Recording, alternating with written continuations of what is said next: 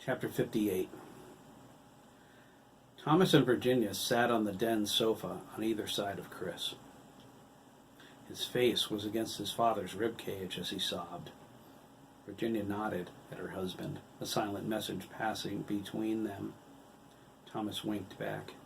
She was right. It took some serious willpower to hold in all these emotions until he got them someplace private. Thomas held the shaved side of Chris's head, lightly patting it. "It's okay, kiddo. Let it out." When they got home, Jeremy led Derek and Craig upstairs, while Chris helped the men with the tent. They stuffed the canvas into the garage next to Thomas's golf clubs and leaned the poles and pegs against the wall. Mike commented on the cleanliness of everything. Lyle remarked something about a real man's garage needing a little dirt. Chris said, "My dad does with the law what you do with motors, Mr. Gibbons." Lyle said, with a hand on his shoulder. Lyle, Chris said, a half smile breaking the gloom on his face. "Your dad should be proud to have a son like you, Chris," Lyle said, giving his shoulder a squeeze. "If I had a son, I'd want him to be just like you." "Gay?" Chris asked. "If my son consoled his friends in their time of need the way you did Derek Mellon," Lyle replied, "he could be a flaming Arthur Kelly drag queen." He ruffled Chris's hair. Chris took a breath and hugged him. Lyle was surprised, but after a moment, hugged him too, patting his back. Mike leaned into Lyle. "You old softy," he said. Lyle rubbed Chris's back and let him go. "Ignore him, Chris," he said with a snort. "He just wants someone to hug him." Chris shrugged and hugged Mike too. Mike smiled and gave him a squeeze. He asked, "What is it with McKees anyway?" Chris let go of him. He said, "We love our friends, Mr. Dougan." "Mike," Mike said. "Mike." "Did your dad ever tell you he declined an offer to pitch for the Red Sox?" Lyle asked. Chris stared at him. Lyle leaned in confidentially. "When I came back from Afghanistan, my father couldn't stop talking about him.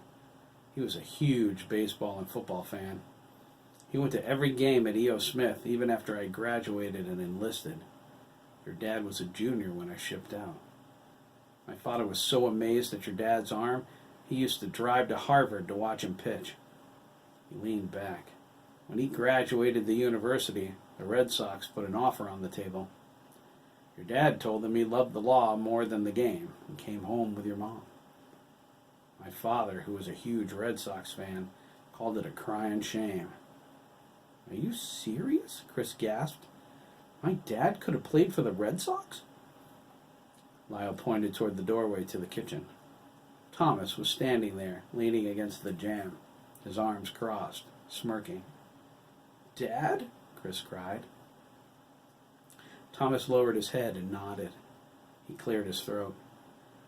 "Carl Gibbons was in Hartford Superior Court one day for a probate issue," Lyle said. "My Uncle Billy passed away. It was 6 months before my father died." "That's right," Thomas said, pointing at him. He touched his chin reflectively. "He was leaving when he spotted me in one of the courtrooms. He sat down while I cross-examined a businessman who accused my client of embezzlement." Lyle slapped Chris's arm with the back of his hand. "They railroaded the guy. He was fresh out of college, broke, and expecting to go to prison. The suits took the damn money. Your father was a public defender. They thought they had it in the bag." "Carl told you about that?" Thomas asked. Lyle rolled his eyes. "Tom, my father said..." He cleared his throat and did a perfect imitation of Carl Gibbons' gruff manner of speaking. "Son, it was the most friggin' amazing thing I ever saw. Tommy McKee..." "Tommy?" Chris interrupted. Thomas nodded. Carl called everyone Tommy, or Bobby, or Jimmy. It was just who he was. "Anyway," Lyle continued, "Tommy lit into the suit all grinning and preening like a Hollywood fairy." He leaned over to Chris. "No offense, Chris. Believe me, my dad was no homophobe." That was just how he talked. None taken, Chris assured him. He says, like a Hollywood fairy, and Tommy McKee took him apart. I'm telling you, Lyle, it was the most amazing thing I ever saw next to your 130-yard rushing game. McKee ate this creep on toast and got the kid acquitted. It was son of a bitchin' in-friggin' credible. Thomas smiled. He came up to me after the verdict and shook my hand. He had the biggest hands I ever saw. You ain't lying, Lyle snorted. Try having your ass tanned with him. He rubbed his left buttock. Did he say anything, Dad? Thomas replied. He said I did the right thing walking away from the Red Sox. He said the law was my true calling. He gestured at Lyle with his chin. He also did his best Carl Gibbons voice. He said, Tommy, I ain't seen a natural like you except my boy Lyle. What you could do at a friggin' courtroom, he could do with a motor. Best friggin' mechanic I ever saw. Lyle nodded, his eyes tearing. Sandra offered him a tissue from her purse. Will you get out of here with that? Lyle cried, wiping his eyes roughly with his hands. It's all the damn cologne in this house. Thomas shook his head and went back inside. Chris thanked them for their help and brought Sandra and Mike into the den. They were going to discuss Craig while they waited for Nancy's call. He walked Lyle to his car and told him to give his best to Lisa. Lyle said he would and drove down Satchel Hill toward Route 41. Chris let the good feelings Lyle's story brought him fill his heart. They kept his sadness at bay for a time, but they didn't last. His emotions almost floored him in the hallway, but he clamped down on them real tight. He wasn't going to cry in front of anyone except his parents. He grabbed 4 Cokes out of the refrigerator. He brought them to his brother's room, where the boys were. Craig stared at Jeremy's computer in awe. Jeremy told him he mowed a lot of lawns to pay for it. Chris handed out the sodas and cracked his open on the way to the shower. He woke up this morning scared at Dougan's panic, but feeling on top of the world at the same time. Now, after hearing about Dan, he felt like he was under it. He decided a shower might help clear his mind. He was angry with Dan, but he never hated him. He wished he'd answered his messages. He might have been camping with them last night rather than walking on the cliffs. It was a regret he would carry for the rest of his life. Jeremy heard the shower and cursed. He wished he'd thought of that. He hated waking without an available shower. No matter what, he was next. Derek and Dougan would have to wait. Craig surfed the internet trying not to think about Dan. He was glad he had the day off.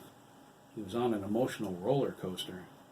The feeling of loss tugged at his heartstrings, but it kept fading. He felt anger toward Dan then. He had no idea why. He didn't feel like his feelings at all. He kept cycling like that, up and down, sad and angry. He didn't understand it. Derek leaned against the window, staring out into the backyard. Jeremy reached over and touched his shoulder. I'm okay, Derek said. He sighed a shuddering breath. I'm just sad, that's all. You have a right to be, Jeremy said. He pulled him over to the bed and sat him down. He seemed small. It's okay to cry, you know. I know, Derek replied. I will, I'm sure. I don't feel like it now, though. I feel numb, I guess. Craig joined them on the bed.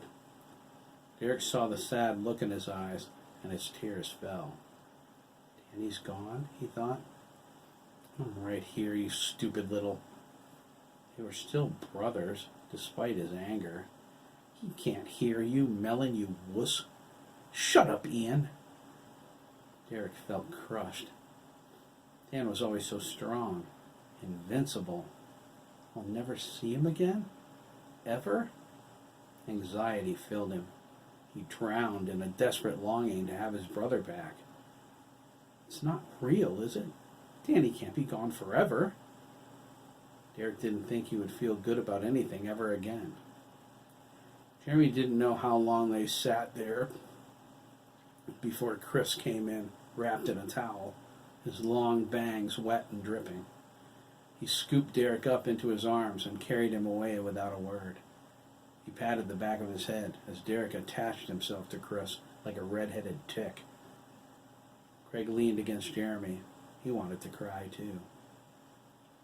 Jeremy sat him up. "What about you, Craig?" he asked, looking into his eyes. "How do you feel?"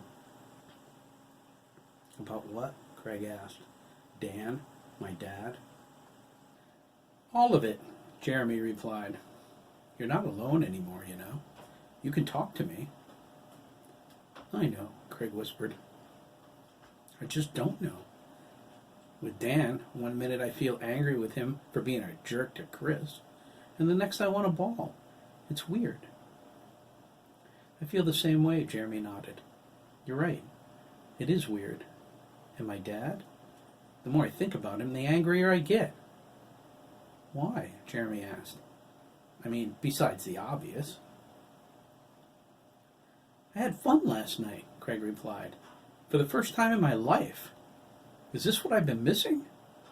Remember when the guys said I was their friend? Do you know how that made me feel? Almost as good as it made me feel when you called me your best friend." "You are my best friend, Craig." "It makes me hate my dad something fierce," he cried, falling back. "Now that I know what I've been missing, I don't ever want to go back." "Maybe you won't have to," Jeremy said. "What do you mean?" Craig asked, coming up on his elbows. "My dad's a pretty good lawyer. Maybe he can help you." "Help me what? Hurt my father?" "Would you rather he hurt you?" Jeremy asked. He patted Craig on the arm. "Sorry, Dougan. That was out of line. I get angry thinking about anybody hurting you." "It's okay," Craig said. "I know. It's stupid. I love him." "Maybe you could get something temporary," Jeremy suggested. "It might force him to get some help." Jeremy felt a wave of emotion pass over him. Craig was crying. It almost made him cry, too. "I love him," Craig sobbed, "but I can't let him hit me anymore. I can't stand it." Jeremy said, "When you're ready, we can talk to my dad. Is that okay?" Craig nodded, but he cried for a long time. Then he talked, and Jeremy listened. In the other room, Chris sat on his bed with Derek until he sobbed himself to sleep. He got up carefully, dropped the towel to the floor, and threw on some clothes. Let him sleep, Chris thought. That's what he needs. The office phone rang downstairs. He hoped it was Nancy. He needed to talk to his parents. After last night with the guys and the news about Dan, there were things he needed to say. He made up his mind. He was coming out to them. It was the only way he could face a mirror. He took a seat at the top of the stairs, his head on his forearms. He wasn't trying to eavesdrop, but he heard every word Craig said to Jeremy. Geez, the poor kid. He's been living in hell. Jeremy wanted Craig to talk to their dad about helping him. Chris hoped he would. The more he was around Dougan, the more he felt for him. He didn't like the idea of someone hurting him. His thoughts drifted to Dan and to happier times. Despair overcame him. Chris felt a tear go down his cheek. His mother brought Mike and Sandra to the door. She said something about seeing what they could do before she let them out. Virginia spotted Chris at the top of the stairs when she turned. "Do you want to talk?" she asked. Chris nodded and walked down to her. She led him into the den. Thomas picked up another phone call. Chris slumped onto the sofa. Virginia sat next to him, brushing his bangs out of his face. They watched Thomas rub the bridge of his nose. He had a headache. It took some fast talking when he called Thurman to get another day off, but he was owed, and his boss knew it. The lack of a good night's sleep was taking its toll. Thomas wanted rest, but with the new phone call, it wasn't going to happen. He mumbled something into the receiver and hung up. "That was Kevin," Thomas said. "We're going to Dan's funeral. We'll call later with the day and time." "How's Cynthia?" Virginia asked. Thomas glanced at Chris, who nodded for him to continue. "They sedated her again," he replied. Chris nodded once more, but he didn't press. Thomas was glad. Kevin informed him of the debacle in the morgue after the attendant pulled out the drawer with Dan's body in it for Cynthia's identification. Cynthia went off the deep end when she saw how messed up he was. Kevin vomited into a trash can. His wife required sedation after trying to drag Danny's corpse out of the drawer and force him to get up. She railed at the attendant that this was the sickest joke anyone ever pulled on her. The damage to Dan's body made Kevin feel every moment of pain his son endured. Thomas changed the subject by asking about Chris's formal wear. Did his suit still fit him? His son snorted indignantly. He hadn't worn his since his brother's first communion. Jeremy either. Virginia suggested they go to the tailor. Thomas frowned, flipping through his schedule book. He was only clear today. There were Derek, Dougie, and Craig to consider too. Thomas told her Kevin asked if she could pick up Derek and Dougie's suits while they were at the house and take them to the cleaners. They had relatively new ones. When it was his turn to speak, Chris laid everything on the table. He told them he was gay and that all of his friends knew, including Jeremy. He was surprised his parents suspected the truth, but never brought it up. Thomas assured him the guilt he felt about Dan was unfounded. His anger was justified. No one should make him feel guilty about his sexual preference. Virginia said Dan must have felt bad with his persistent attempts to contact Chris. It was the only regret they couldn't help him with. Chris cried a lot. It was a day of mourning for everyone. Thomas suggested they hold each other up. No matter how bad it was for them, it was worse for Derek. Virginia waited for Chris to calm down before she brought up the subject of Danielle Wolicki. Chris rolled his eyes at the mention of her name. "Danielle called here last night crying," Virginia said. "She wanted to thank you for stealing her boyfriend." Chris shook his head. "She's a bitch," he said, wiping his cheeks with his shirt. "Then it's true?" Virginia asked. She looked at her husband. Thomas only shrugged. He had no idea what to say. "About Sandy and me?" Chris asked. "I love Sandy." "Yes, but how intimate is this relationship?" Virginia asked. Thomas held his hand up. "Hang on," he interjected. "Chris, you don't have to answer that if you don't want to." Virginia agreed. "No, you don't. If I'm prying, you can tell me to mind my own business." "No matter what, Chris," Thomas said. "Your mother and I love you. We'll stand by you, I promise." "I love you too," Chris said. He hugged them both. "I know Sandy's straight. We can't have the kind of relationship either of us needs. I think we know it would be more about getting back at Danielle." "Are you sure you want to do that?" Virginia asked. "It seems petty, Chris," Thomas said. Chris smirked. "I'll try to let Sandy down easy." "Smart kid," Thomas said to his wife. Virginia smiled. Chris went to the half bathroom to wash his face. Virginia went upstairs to inquire about Craig's suit. Her youngest son had just finished informing Craig about the McKee sexcapades by the time she reached the top step. Zero tact, Virginia thought, clearing her throat in his doorway. Craig smiled sweetly at her. Nancy's call told them Jack refused to get any help for his drinking. Mike and Sandra were adamant about keeping Craig away from him. Virginia felt Sandra wanted to talk about something else, too, but Mike's stern gaze convinced her not to. Virginia wondered what it could be. One thing was for sure, Craig's father was abusing him. Mike feared for his nephew's life. It seemed excessive, but you never knew. Virginia looked at Craig. He had to want it. Pushing him risked alienating him, a mistake that could cost him his life. "Two things, boys," Virginia began, giving Jeremy the look. "See?" Jeremy exclaimed, elbowing Craig. "That's the look." "Man," Craig said, "no kidding." "Thing one," Virginia said, crossing her arms. "We have a cot in the basement. Do you need to bring it up here?" "No," they replied in unison. They looked at each other curiously. "Where's Craig going to sleep?" Jeremy shrugged. "He can sleep with me. There's plenty of room." Virginia raised an eyebrow. "Chris just told us he was gay. Do I have another son to worry about?" "No," they replied in unison once again. "Will you stop that?" Jeremy whined. "Me? You stop it."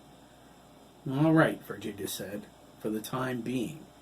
If something happens and Craig has to stay longer, he'll need his own bed." "Okay," they said.